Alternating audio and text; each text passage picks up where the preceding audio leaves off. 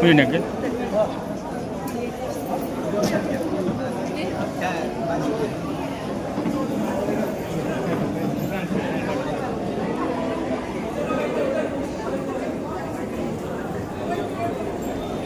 ಎಲ್ಲರೂ ಕೂತ್ಕೊಳ್ಳಿ.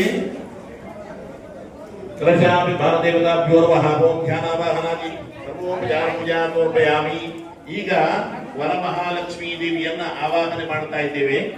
ಕಲಶ ಮಧ್ಯದಲ್ಲಿ, ಮಂಟಪ ಮಧ್ಯದಲ್ಲಿ ಸಪರಿವಾರ ದೇವತೆಗಳನ್ನು ಆವಾಹನೆ ಮಾಡಿ, ಗಂಗಾದಿ ಸಕಲ ತೀರ್ಥ ನದಿ ದೇವತೆಗಳನ್ನು ಆವಾಹನೆ ಮಾಡಿ ಪೂಜೆ ಮಾಡಿ ಆಯಿತು.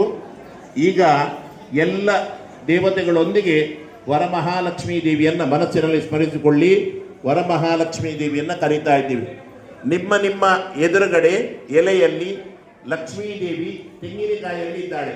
ವರಮಹಾಲಕ್ಷ್ಮಿಯನ್ನ ನಿಮ್ಮ ಎದುರುಗಡೆ ಇರುವ ಅಕ್ಕಿ ತೆಂಗಿನಕಾಯಿ ಮಧ್ಯದಲ್ಲಿ ವರಮಹಾಲಕ್ಷ್ಮಿ ಬರ್ತಾ ಇದ್ದಾಳೆ.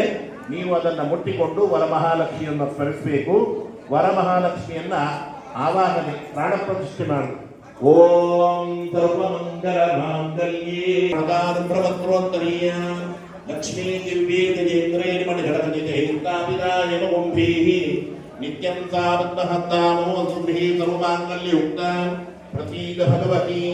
ಆಗಚ್ಚ ಆಗಚ್ಚ ಭಗವಂತಂ ಲಕ್ಷ್ಮೀನಾರಾಯಣ ಸಮೇತಂ ಶ್ರೀ ವರಮಹಾಲಕ್ಷ್ಮೀ ದೇವೀಂ ಸೂರ್ಯಮಂಡಲಾತ್, ಚಂದ್ರಮಂಡಲಾತ್, ಅಗ್ನಿಮಂಡಲಾತ್, ಸೋಮಮಂಡಲಾತ್, ವಾಯುಮಂಡಲಾತ್ ಮಮ ಅಂತ ಹೇಳಿಕೊಳ್ಳಿ.